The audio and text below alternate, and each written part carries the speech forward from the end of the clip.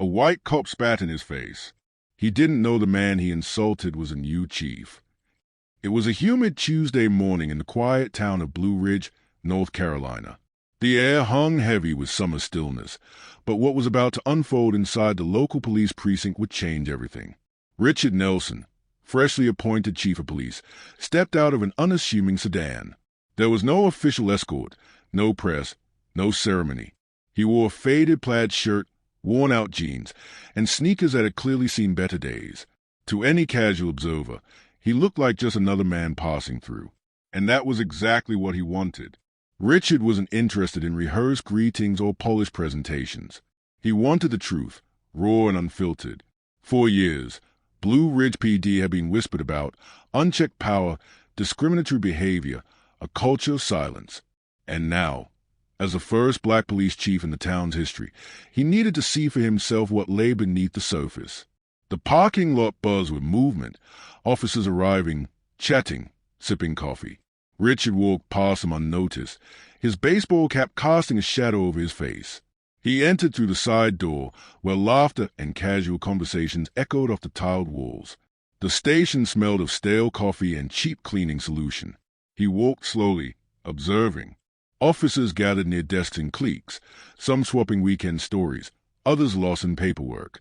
It felt casual, ordinary, until it wasn't. "Hey, you lost or something?" The sharp voice cut through the noise like a blade. Richard turned to see a white officer approaching. A cocky smirk spread across his face. His badge read Daniels. Behind him, a few other officers leaned against the wall, watching. "This ain't no shelter," Daniels sneered. "You need to take that mess somewhere else." Richard stood still, absorbing the words. Before he could speak, Daniels stepped closer, his voice rising so the others could hear. "You deaf or something? I said get out. We don't need your kind loitering around here." Laughter erupted from the hallway behind him. Richard's jaw tightened, but he said nothing. Then, without warning, Daniels leaned in and spit directly into Richard's face. Time stopped. The warm spit slid down Richard's cheek. The room exploded in laughter. One officer slapped a desk, doubled over with amusement. Another muttered something about showing the riffraff their place.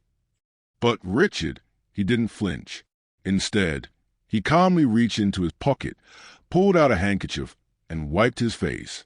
His hand moved slow, deliberate, like a man measuring the weight of history on his back. "Is this how you treat everyone who walks through these doors?"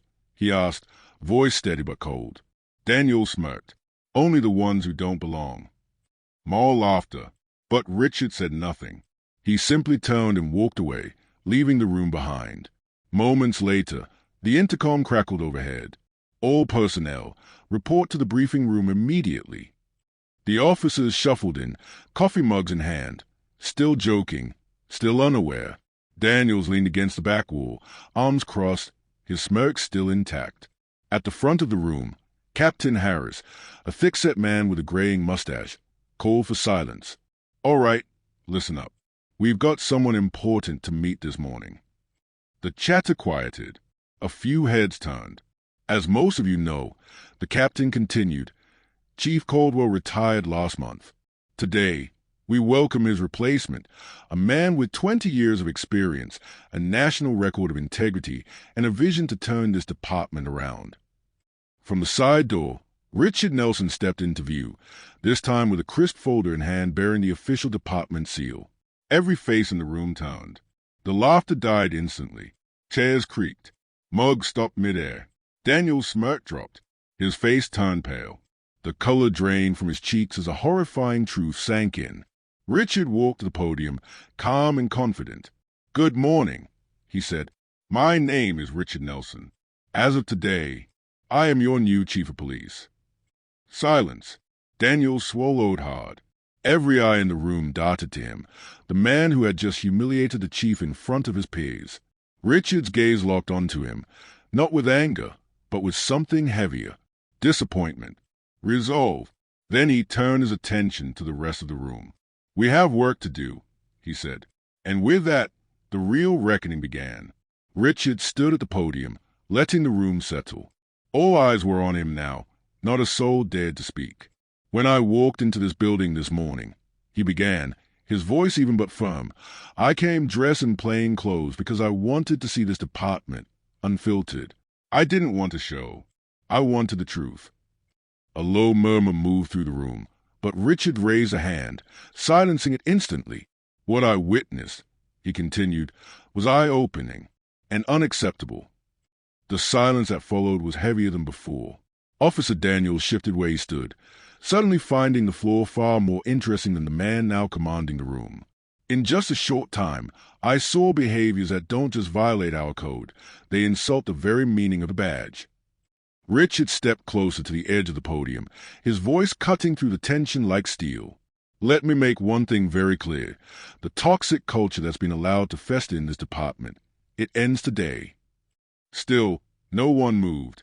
The weight of his words pressed down like gravity. "Respect," Richard continued, "is not optional. It is the foundation of law enforcement. Without it, we don't just fail each other, we fail every person who's ever looked to us for protection." His eyes scanned the crowd. Officers stared back, rigid in their seats.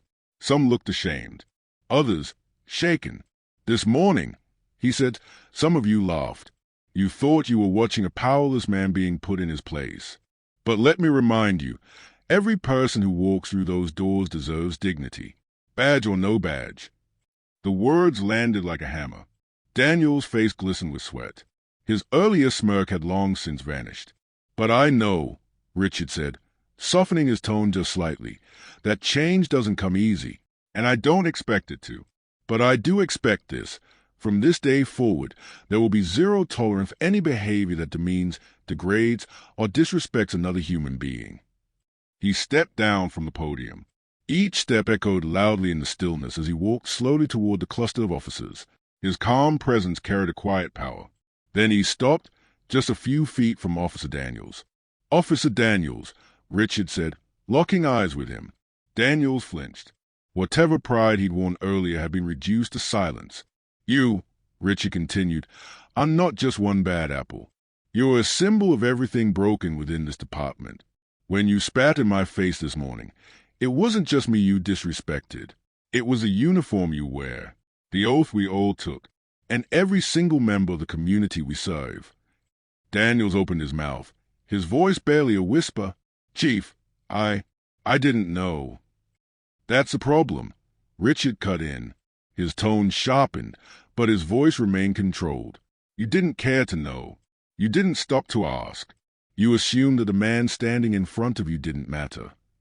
He turned back toward the room, now standing between Daniels and the rest of the department. "And that assumption, that arrogance, is exactly why this department has lost the trust of the people." Silence blanketed the room. The officers listened, frozen. What I saw today wasn't just one man's failure. It was a symptom of a deeper disease, a culture where bullying and prejudice are tolerated, even encouraged. He let that truth sink in, then stepped back to the front of the room. "But that ends now." His voice rose slightly, but it carried more than anger. It carried promise. "I've spent my career fighting for justice, not just in neighborhoods and on the streets, but within departments like this, places where injustice hides behind a badge. Change won't be easy. It won't happen overnight. But as long as I'm chief, this precinct will be built on three things: integrity, respect, and accountability." He gave a nod toward Captain Harris, then turned back to the room with finality in his tone. "Effective immediately, Officer Daniels is suspended pending an internal investigation." A wave of stunned gasps swept the room. Daniels' face turned crimson. His fists clenched, his jaw tightened, but he said nothing. "And for anyone who thinks this is just a slap on the wrist," Richard added, his gaze piercing, "think again.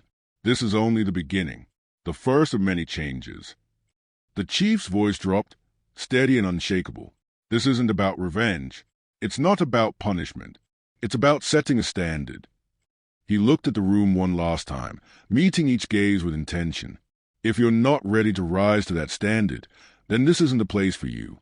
But if you are, if you're ready to be better, do better, then I promise you this: we will move forward, together."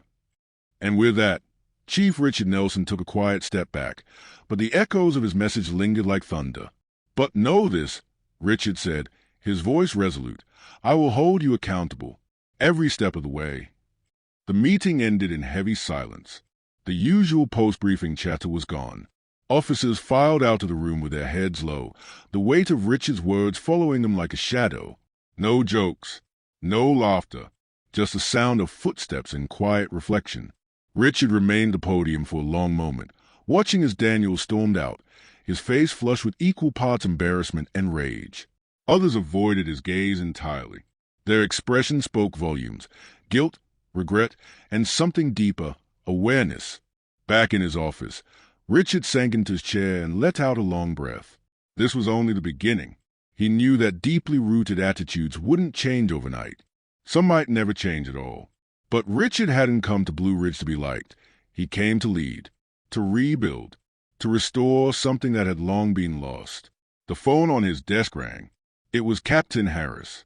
"Chief, I just wanted to say, you handled that better than most would have," Harris said, his voice cautious but sincere. "Thanks, Captain," Richard replied. "But the real work starts now. I need a full review of Daniel's service record, complaints, incidents, everything, on my desk by tomorrow." "You got it, sir," Harris replied. Then, after a pause, "And Chief, I think you shook a few of them today. In a good way." Richard hung up and allowed himself a brief moment of quiet satisfaction before turning his attention to the mountain of paperwork stacked on his desk. In the weeks that followed, the air in the precinct began to shift. The jokes that once echoed down the hallways were replaced by guarded conversation. The officers who had laughed at Daniel's antics now avoided him entirely. Whispers about his suspension spread quickly, and with them a growing sense that something had changed. Richard made it a point to walk the halls every day.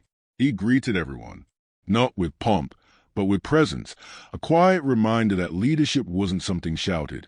It was something shown. Some officers rose to the moment. One afternoon, a young officer named Reyes stopped him near the copy room.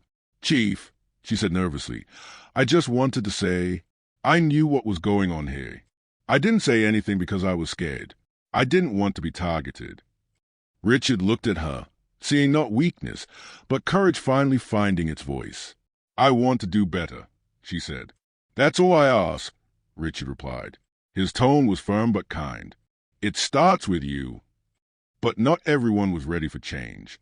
Daniels filed an appeal against the suspension, claiming discrimination and unfair treatment. Richard didn't flinch. He stood firm, refusing to let accountability be politicized or watered down. The department's internal review revealed a troubling pattern, a string of complaints going back years. Excessive force, inappropriate remarks, documented warnings that had been quietly buried. Daniel's appeal was denied. Richard made it clear those days of sweeping misconduct under the rug were over. For good. Still, he knew that change was fragile. It didn't come with a single speech. It came through effort and time. Some meetings on bias and community relations were met with folded arms and skeptical looks. But Richard kept going, because every small victory mattered. One afternoon, at a local community event, a little boy approached him shyly. "Are you really the chief?" the boy asked, his eyes wide with cautious wonder. "I am," Richard said with a warm smile. The boy hesitated, then whispered, "My dad says police don't care about us." Richard crouched down to meet his eyes. "I can't change the past," he said gently, "but I promise we're working to do better.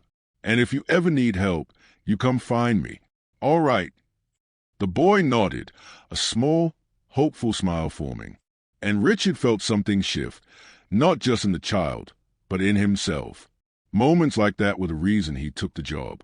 They were reminders that change, while slow, was not impossible.